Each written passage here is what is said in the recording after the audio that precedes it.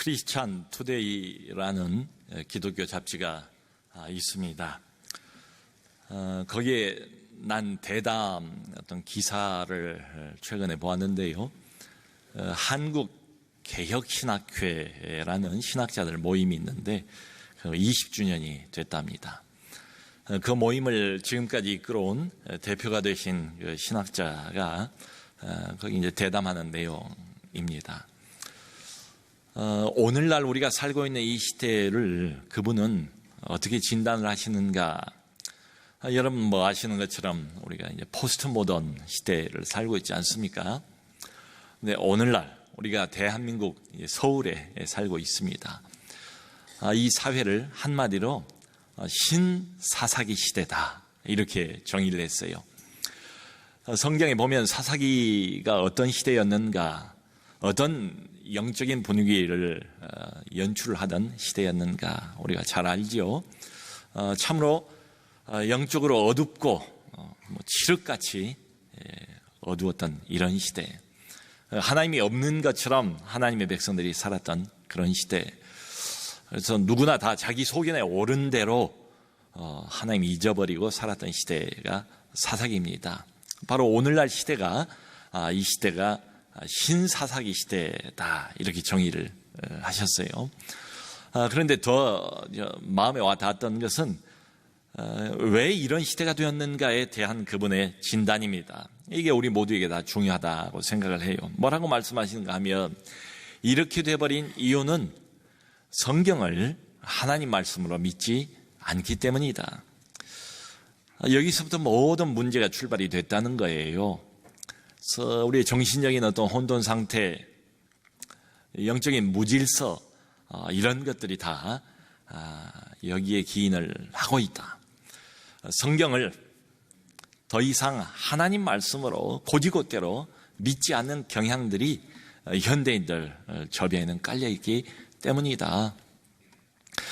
여러분 다행히 우리는 성경을 문자 그대로 하나님의 말씀으로 받는 교회를 다니고 있습니다.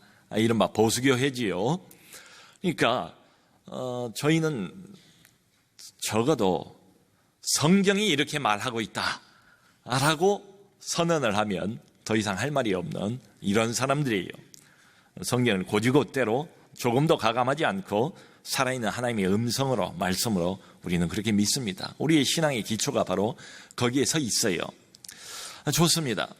자, 그런데 문제는 성경 자체가 간혹 가다가 자주 그런 일은 없어요. 근데 아주 간혹 가다가 성경 자체가 스스로 모순인 것처럼 보이는 때가 있잖아요. 성경 말씀인데, 하나님 말씀인데 도무지 잘 이해가 안 돼요. 이 말씀과 저 말씀이 충돌되는 것처럼 느껴지는 이런 경우들도 있지 않습니까? 소위 말하는 성경의 난제입니다. 바로 오늘 본문이 대표적인 성경의 난제 중에 하나예요. 그 영국의 유명한 신학자인 하워드 마샬은 이렇게 말했습니다. 오늘 본문이야말로 사도행전에서 가장 이상한 진술이다. 여러분 빌립 집사님이 성령과 믿음이 충만한 사람 아닙니까? 그리고 핍박이 일어나서 예루살렘을 떠나서 사마리아 땅으로 내려갔지요. 가서 그리스도 이름을 전하지 않습니까? 복음을 전하지 않습니까? 그러자 사마리아의 남녀노소가 모두 다 이 복음을 믿고 그리고 세례까지 받고 빌립을 전심으로 따랐다. 자, 그런데 이 소식을 예루살렘 교회가 듣게 된 거예요. 그러니까 확인을 안 해볼 수가 없지요. 전혀 기대를 하지 못했던 일이 벌어졌으니까요. 그래서 베드로와 요한 두 사람을 보냅니다. 공식 대표로. 이 두 사도가 가서 보니까 여기 16절 말씀 그대로 표현을 한다면 아직 한 사람에게도 성령이 내리지 않았다. 그래서 이 두 사도가 이미 세례까지 받은 사람들에게 안수를 합니다. 그때야 비로소 성령이 임하고 성령이 내리게 되는 겁니다. 성령을 그때 이 사마리아 신도들이 받게 되었다. 그게 오늘 본문의 기록입니다. 자, 그러니까요. 언뜻 본문을 이렇게 살펴보면 이 사람들이 다 복음을 받고 예수를 믿은 사람들 아닙니까? 그리고 세례까지 받지 않았습니까? 신앙 고백하고. 근데 성령 그 뒤에 받아요. 그러니까 예수를 믿는 시점과 성령을 받는 시점이 다르지 않은가. 말하자면 우리 신앙생활의 어떤 그 단계와 과정에 있어서 두 단계가 있는 것처럼 그렇게 보입니다. 여기에 대해서 여러 다양한 해석들이 있어 왔습니다. 그 해석 모두를 다 우리가 다룰 수는 없고요. 그러나 그 중에서 아주 신앙생활에 중요한 영향을 미치는 몇 가지 이론들은 좀 생각해 볼 필요가 있습니다. 이렇게 이제 이야기를 하는 사람들이 있습니다. 빌립을 통해서 이 사람들이 진짜로 회심한 것이 아니었다.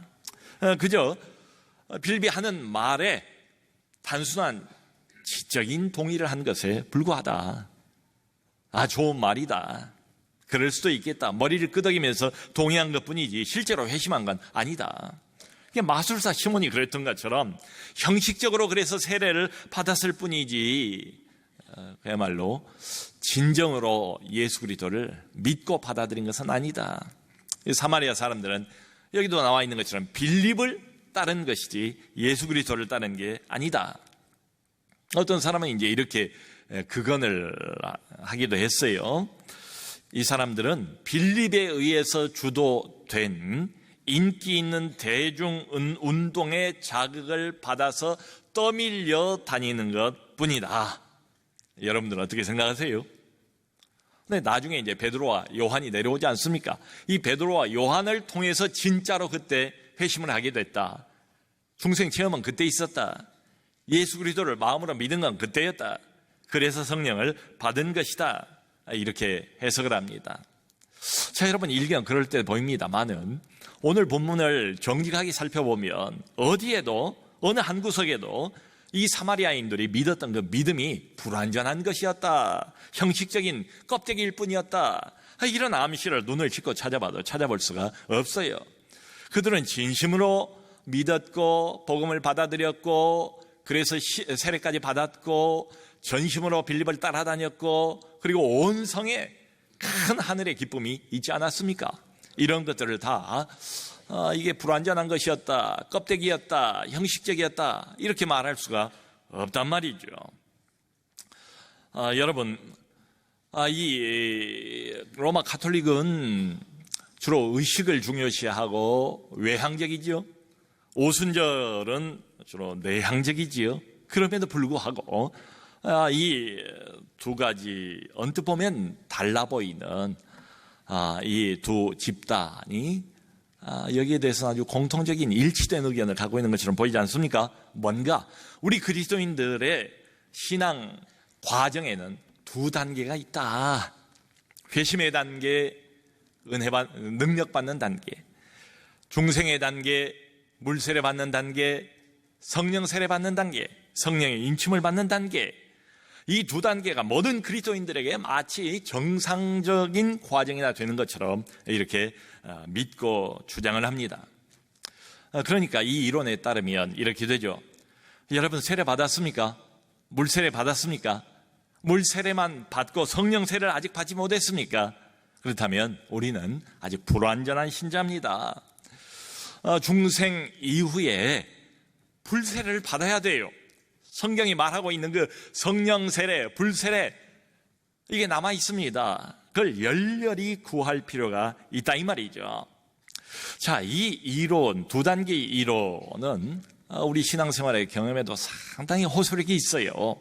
여러분, 우리가 진심으로 예수님을 내 개인의 구원자로 그리고 온 세상의 메시아로 내 인생의 주인으로 믿고 고백하고 따르지 않습니까? 정말 구원 받았어요. 주님 만났어요. 자, 그런데 그럼에도 불구하고 종종 찾아오는 영적인 침체는 뭐란 말인가? 주님을 진심으로 사랑하고 따르기를 원하지만 우리가 벗어버리질 못하는 그 영적인 무기력 상태는 어떻게 설명을 해야 한단 말인가? 이런 의문이 듭니다. 이 이론은 뭐라고 말하겠습니까? 이유가 있다. 그것은 당신이 아직 성령 세례를 받지 못했기 때문이다. 그러니까 회심 받는 것 따로 그리고 성령 받는 시기 따로 이 두 시기를 구별하는 게 이 이론의 핵심이에요.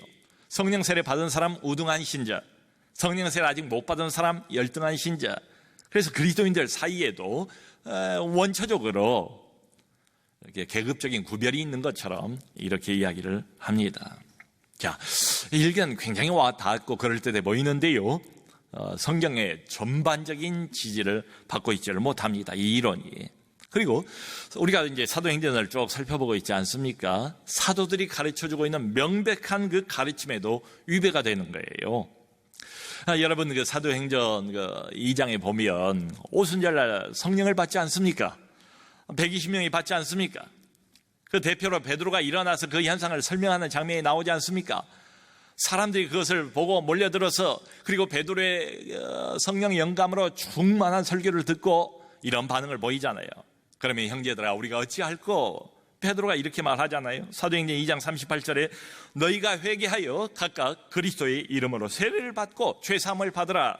그리하면 성령의 선물을 받으리라. 여러분, 자 보세요. 베드로의 말을 그대로 우리가 받아들인다면 여기에 무슨 시간 간격이 있는 것처럼 보입니까? 회개하라. 그러면 그리고 세례를 받으라. 그러면 죄 용서함을 얻을 것이요. 바로 이어서 성령을 선물로 받으리라. 그러니까 회개, 죄사함, 세례, 그리고 성령의 선물. 여기에 조금의 시간 간격도 없는 것처럼 보이지 않습니까? 마치 하나의 어떤 덩어리로 패키지로 묶여져 있는 것처럼 그렇게 말하고 있지 않습니까? 자, 그러므로 여기 12절 말씀에 의하면 빌립이 가서 예수 그리스도를 전도하고 그 전도를 이 사람들이 다 받았다는 거예요. 그들이 믿고 남녀가 다 세례를 받았다. 그들의 믿음 진짜다. 그들이 받았던 세례 추호도 의심하지 말자. 이것도 진짜다. 빈 껍데기가 아니다. 자, 여러분, 복음을 아무나 믿을 수 있나요? 어때요? 성경이 뭐라고 말합니까? 누구든지 원하는 대로 예수를 자기 주라고 영접할 수가 있습니까? 믿고 싶어도 못 믿는 사람이 얼마나 많습니까? 연구하면 믿어집니까? 오래 이 이야기를 들으면 그저 자동으로 믿어집니까? 아니죠. 하나님의 은혜가 임해야죠. 하나님의 특별한 역사가 있어야지요. 고린도전서 12장 3절이 말하고 있는 것처럼 누구든지 성령이 아니고서는 예수를 주라고 부를 수 없느니라. 아멘. 성령의 역사예요.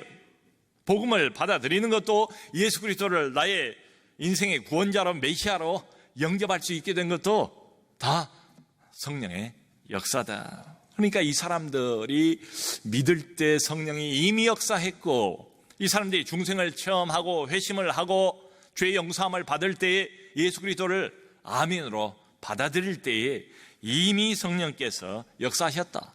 이미 성령께서 선물을 주셨다. 그들이 자기 결심으로 그저 믿게 된 게 아니다. 소위 말하는 양자의 영을 받은 사람들이다. 자, 그러면 나중에 베드로와 요한이 와서 안수를 했을 때 이들이 받은 건 뭘까? 그것은 성령의 특별한 은사들이었다. 초자연적인 은사들 말이에요. 예를 들어서 대표적으로 방언 현상 같은 자기들이 경험했던 바로 그런 초자연적인 눈에 두드러지는 이런 현상, 본문의 표현대로 한다면 이건 아직 아무에게도 내리지를 않은 것이다. 이게 바로 많은 개혁주의자들의 해석입니다. 칼빈의 해석이 이렇고요. 우리 교단의 설립자이신 박윤선 박사님의 해석도 마찬가지예요. 저도 이 해석을 지지합니다. 우리 한국교회가 존경하는 이제 고 옥하는 목사님께서 어떤 목회자들 집회에서 본인 진솔한 간증을 한 적이 있습니다. 1989년부터 1993년 이 4년 동안 영적인 슬럼프가 와가지고 굉장히 고생을 했다는 거예요. 이렇게 저렇게 벗어나 보려고 애를 썼지만 헤어나지를 못했다. 회개도 해보고 눈물도 많이 흘리고 기도도 많이 했지만 헤어나지 못하는 영적인 슬럼프 속에 빠져서 수년 동안을 실험을 했다고 그렇게 고백을 하셨습니다. 이분이 마음이 너무 힘들고 나중에는 밀리다가 절박한 심정으로 순복음교회 조영기 목사님에게 청을 드렸대요. 그래서 조 목사님을 만났습니다. 여러분, 이 사건 이후로 오카는 목사님이 순복음교회 가서 설교를 하기도 하시고, 조 목사님이 또 사랑의 교회에 와서 집회를 인도하는 이런 계기가 됐어요. 옥 목사님이 소천에 있을 때에 그때 이제 해외 집회차 나가 있었던 조영규 목사님이 비행장에서 내리자마자 바로 서울대병원 그 영안실에 오셔서 오카는 목사님 영전 앞에서 대성통곡을 하는 그 장면이 국민일보에 크게 사진으로 실린 적이 있습니다.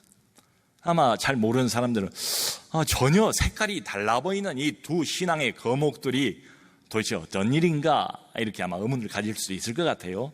바로 말씀을 드리는 이 시점이 두 분이 교류를 시작하게 된 시점인 것 같아요. 그래서 어느 토요일 날 조영기 목사님의 서재에서 두 사람이 만난 겁니다.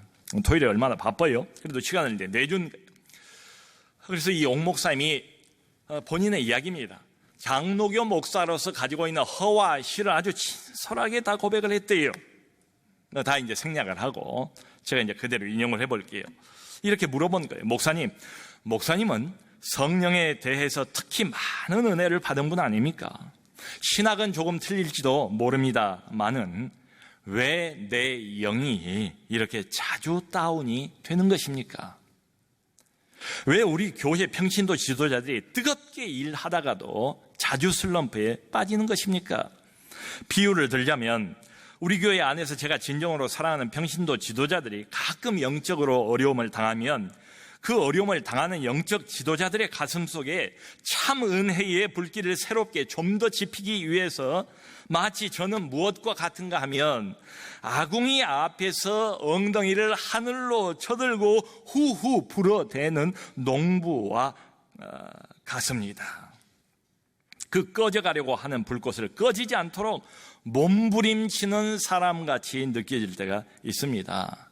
그러면서 묻기를, 목사님은 목회하면서 그런 거 느낀 적 없으세요? 라고 물어봤어요.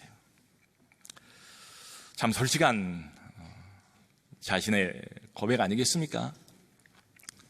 한동안 잘 나가고 은혜 받고 신앙생활 잘 하는 것처럼 보이고 봉사활동도 그야말로 감사함으로 즐거움으로 열심히 하는 것처럼 보여요. 그런데 오래가지 못하더라는 거예요. 자기가 그런 것처럼 종종 소위 평신도 우리 지도자들, 사역자들도 슬럼프에 빠지더라 이 말이죠. 글을 쓰면서 그 왜 옛날에 그 부엌 아궁이가 다 그러지 않았습니까? 눈물을 철철 흘리면서 불꽃이 꺼지지 않도록 하려고 엉덩이를 높이 쳐들고 그 불꽃을 후 불어대는 농부와 같은 심정일 때가 있습니다. 목사님은 목회하면서 그런 거 느낀 적 없으세요? 그랬더니 조영기 목사님이 대답을 이렇게 하셨습니다. 아니, 옥 목사님 그러세요. 저는 정반대입니다. 우리 순복음교회 평신도 지도자는 어떻게 뜨거운지요. 내가 할 일은 날마다 물통에 물을 잔뜩 담아가지고 가서 끼얹는 거예요. 너무 뜨거워지지 말라고. 옥 목사님이 바로 이어서 하는 말씀이 이렇게 이야기를 하니 게임이 안 된다. 게임이 안 된다. 여러분, 우리하고 신학이 다릅니다. 그것을 목회의 중심으로 삼고 싶은 생각은 없어요. 그럼에도 불구하고 이 성령운동에서 은사주의자들의 주장에서 우리가 배울 건 없겠는가, 이런 생각을 해보는 거지요. 성령운동, 은사주의 운동, 치명적인 약점이 있다고 생각을 해요. 너무 은사, 너무 능력 그것만을 일방적으로 강조를 하게 되는 거지요. 그러다 보니까 우리 그리스도인의 생활에 대한 강조는 부족하고 열매에 대한 강조도 부족하고 능력은 구하지만 거룩은 점점 더 상실해버리는 게 또 현실이에요. 그런 약점들을 가지고 있어요. 그럼에도 불구하고 같은 성령 아닙니까? 우리가 알고 우리가 믿고 있는 성령이 전부입니까? 마음을 좀 열면 뭔가 여기서도 우리가 배울 수 있는 게 있지 않을까? 거두절미하고 여러분, 에베소서 5장 18절에 성령으로 충만하라 명령형이잖아요. 하고 싶으면 하고 안 하고 싶으면 안 해도 괜찮은 이런 선택사항이 아니지 않습니까? 이게 소수의 몇몇 특별한 사람들만 성령으로 충만하라 이런 말이 아니잖아요. 목사 장로만 성령으로 충만하라 이런 말이 아니잖아요. 모든 성령으로 거듭난 모든 진짜 그리스도인들은 성령으로 충만하라, 현재형의 명령입니다. 여러분, 한번 묻고 싶어요. 성령 충만이라는 것이 순복음 교인들의 전매 특허입니까? 장로 교인들은 성령 없어도 괜찮습니까? 아무 지장 없습니까? 신앙생활 하는데. 물론 너무 성령만 찾다가 잘못되는 경우도 얼마든지 있습니다. 그걸 모르는 바 아니에요. 그럼에도 불구하고 저는 이렇게 말씀을 드리고 싶어요. 공동묘지처럼 사늘하게 식어서 죽어버린 라오디게아 교회보다도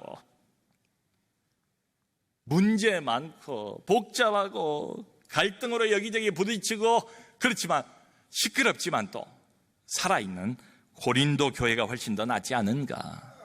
적어도 살아있잖아요. 하나님께서 살아계시다는 그 분명한 표징들을 보이고 있지 않습니까?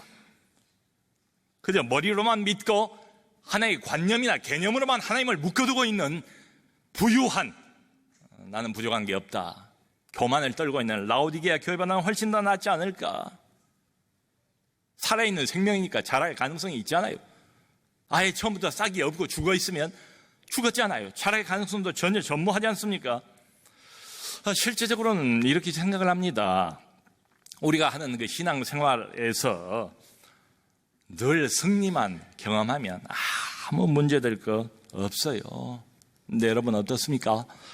솔직하게 우리가 맞닥뜨리고 있는 이 현실에서 우리의 신앙은 어떤 것입니까?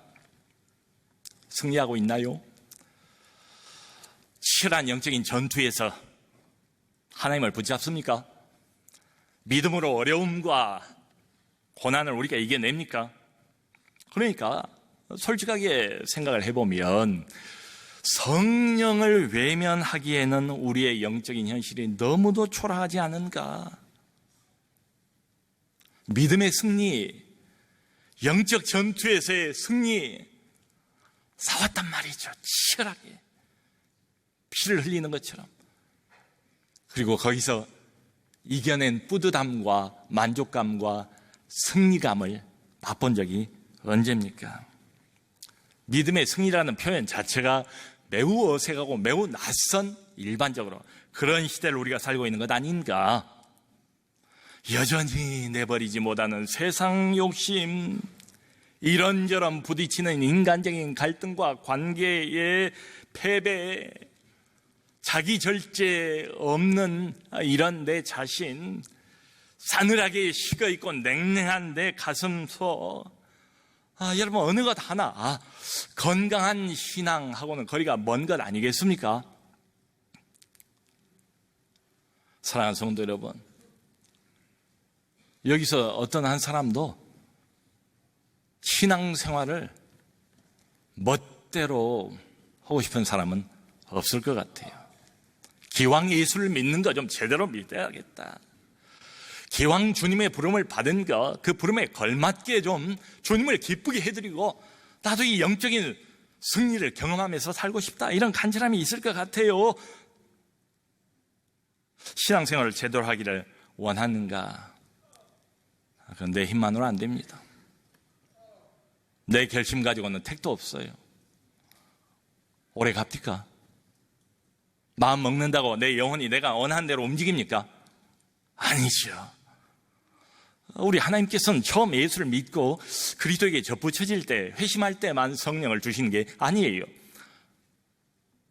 너희를 떠나지 않고 영원 무궁토록 고아처럼 버리지 않고 너희와 함께 하리라 말씀하지 않습니까? 그분은 우리를 돕기 위해서 우리 안에 지금도 살아계시는 반가운 친구요, 우리의 헬퍼라고 성경에 말하지 않습니까? 그러므로 폐 일어나고 신앙생활을 제대로 하기를 원하는가? 그렇다면 당신은 성령의 능력이 절대적으로 필요합니다. 예수를 믿습니까? 진심으로 믿습니까? 예수를 믿고 성령으로 거듭난 신자입니까?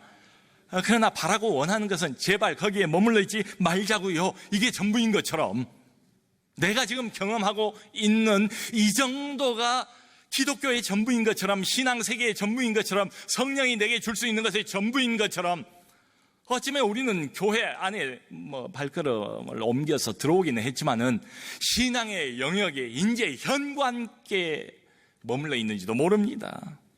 평생을 교회를 다녀도 영적인 신앙생활의 현관에 머물러서 단 한 발자국도 그 안으로 더 깊이 있게 들어와 본 적이 없는 사람도 많지 않겠는가? 그러므로 성령으로 거듭난 신자 맞습니까? 그러나 거기서 머물러 있지 마세요. 성령의 특별한 은혜가 있습니다. 성령의 경험해보지 못한 신비로운 능력이 있습니다. 성령이 우리에게 주실 수 있는 하나님 나라의 무궁무진한 영광의 세계가 따로 있습니다. 그러므로 사랑하는 성도들이여, 이 성령의 특별한 은혜를, 초자연적인 은혜를 열심히 사모하는 우리가 되기를 바랍니다. 그런 이 학기 되어서 성령과 함께 더불어 걸어가시는 우리 모두가 될 수 있기를 주님의 이름으로 축원합니다.